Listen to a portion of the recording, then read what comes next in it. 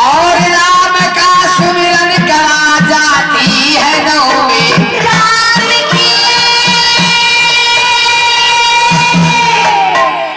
जिस समय इस देश पर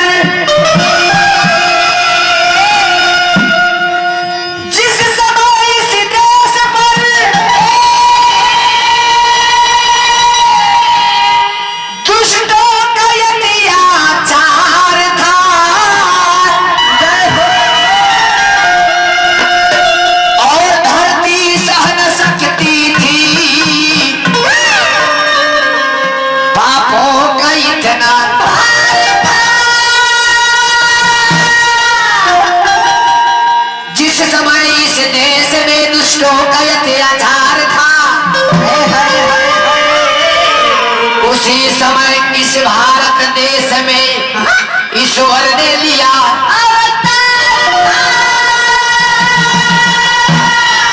महाराज भगवान रामचंद्र जी लंका से जब लौट के आई हो तो राम राजा स्थापित जब भइल तो रोज प्रतिदिन हर एक दिशा से भगवान रामचंद्र जी के दूत पहुंचे। भगवान पूछी कहो का समाचार बा उत्तर दिशा के? ठीक बा महाराज। पश्चिम दिशा का क्या हाल है? ठीक है महाराज। पूर्व दिशा का क्या हाल है? ठीक है। दो सिपाही आके और वही राज दरबार में भगवान के मुड़ी नीचे का कहे आप कुछ बोलत नहीं बन। भगवान पूछने तोहन के का हो? कहले एगो सिपाही महाराज गजब हो गई बा।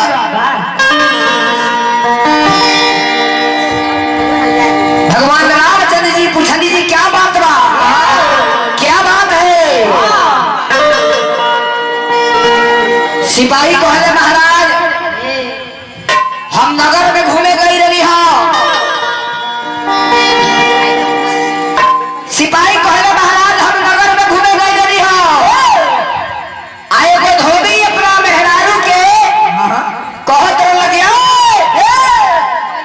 हम अयोध्या के दशरथ के बेटा राम हई कि जेकर मेहरारू के रावण हर के ले गई ले आउ है सीता जी के ले आके अयोध्या में रखले बारे।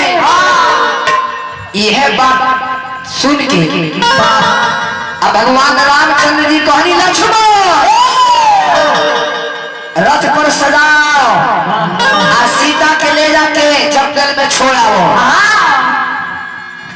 लक्ष्मण जी कहले अरे सीता यही सन सतिया से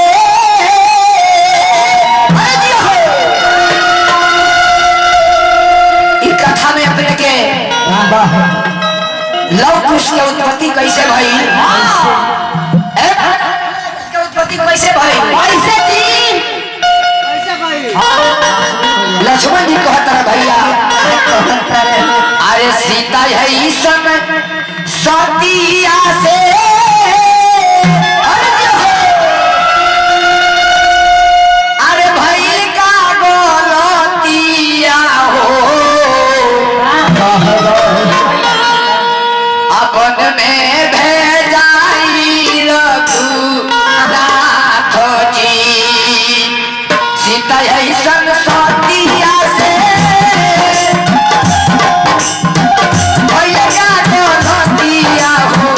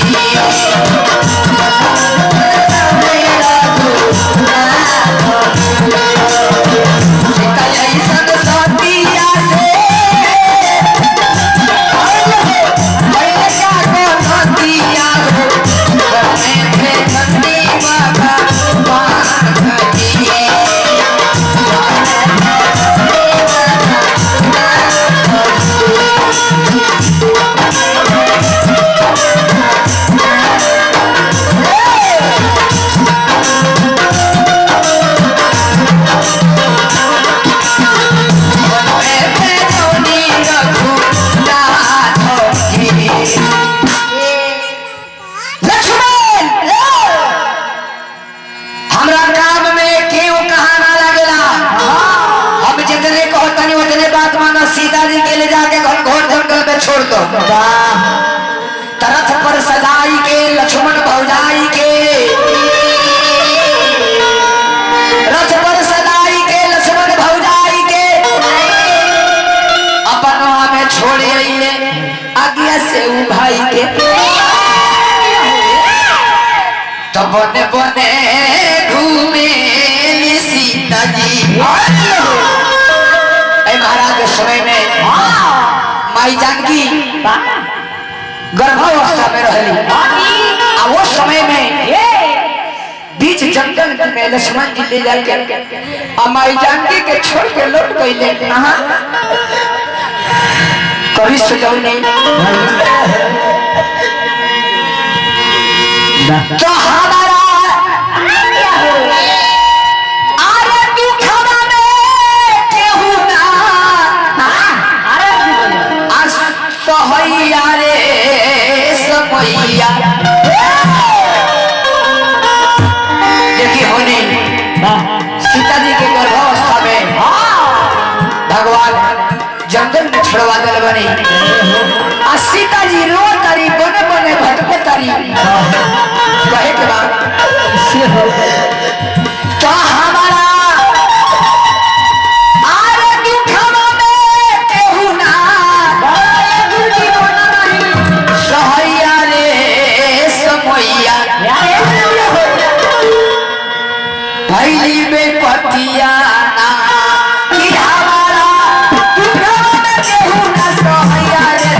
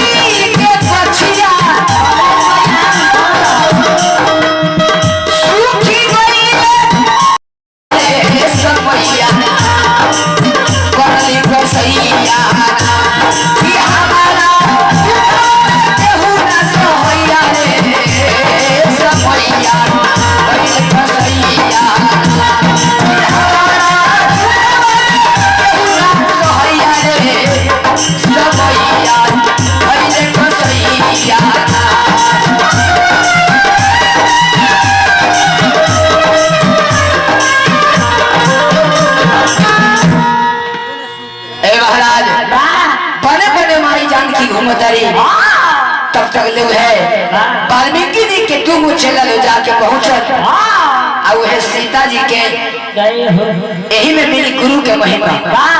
गुरु की महिमा का होला।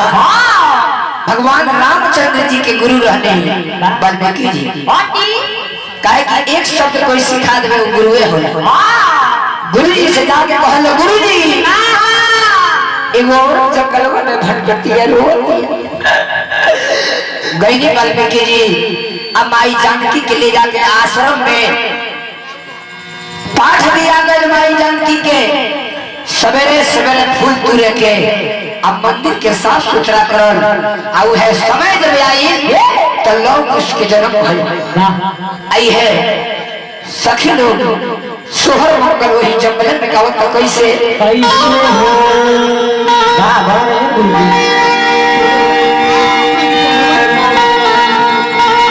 ऐसे भगवान रामचंद्र जी जब अयोध्या से लंका से जब लौटल वाली अयोध्या में माई के कई के वरदान कहने माई सुमित्रा के माई कौशल्या के कहे के बाद ऐसे कहे